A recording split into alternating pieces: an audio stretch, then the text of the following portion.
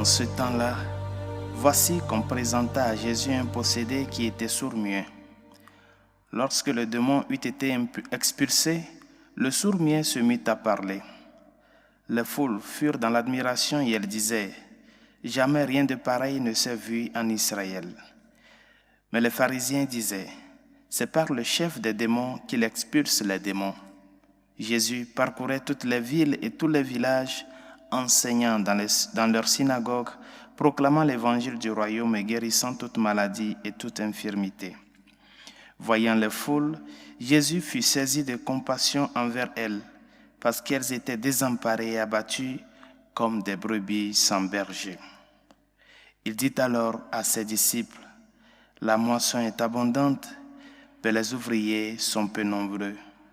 Priez donc le maître de la moisson d'envoyer des ouvriers pour sa moisson. » Acclamons la parole de Dieu. Louange à toi, Seigneur Jésus.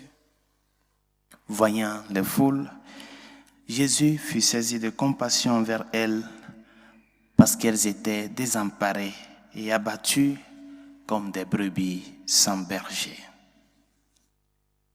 Comment est-ce que nous pouvons comprendre la compassion du Christ pour ces âmes désemparées et abattues? La compassion du Christ, c'est la manifestation d'une autre manière, ou bien l'ouverture des entrailles miséricordieuses de Dieu le Père sur ses enfants. C'est dans le Christ que le Père ouvre ses entrailles de miséricorde sur son peuple. Ce peuple qui va comme un troupeau sans berger. Mes chers amis, cette image que nous présente l'Évangile d'aujourd'hui est applicable à notre monde, dans la société dans laquelle nous nous retrouvons aujourd'hui. Combien sont ces personnes-là qui vivent et meurent sans connaître Dieu? Combien sont ces personnes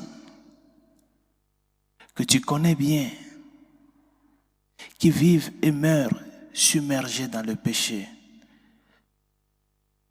Submergés dans le péché totalement de telle manière que Dieu existe, Dieu n'existe pas, ce n'est pas leur affaire.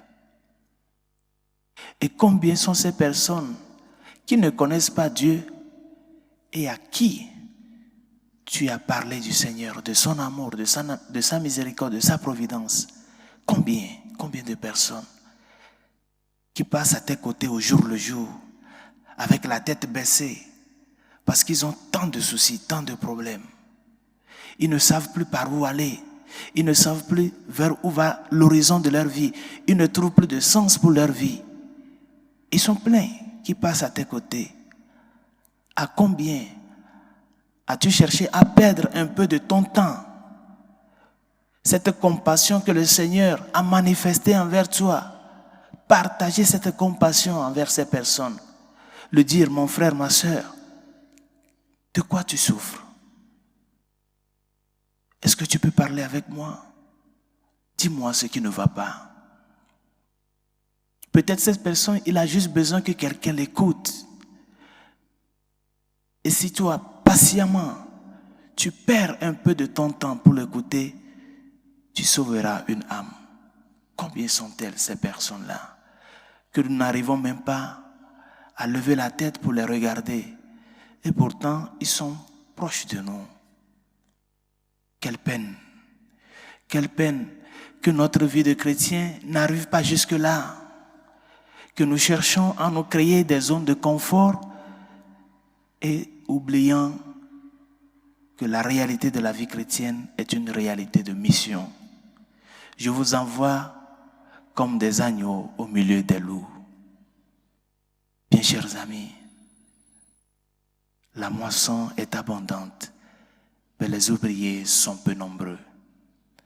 Priez donc le maître de la moisson d'envoyer des ouvriers pour sa moisson.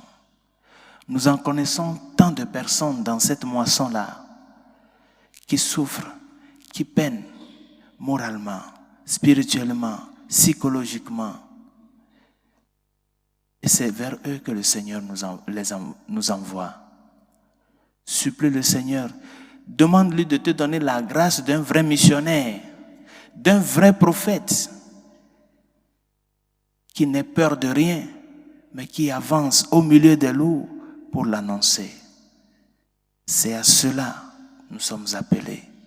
Que sa grâce nous aide et que sa miséricorde nous réconforte.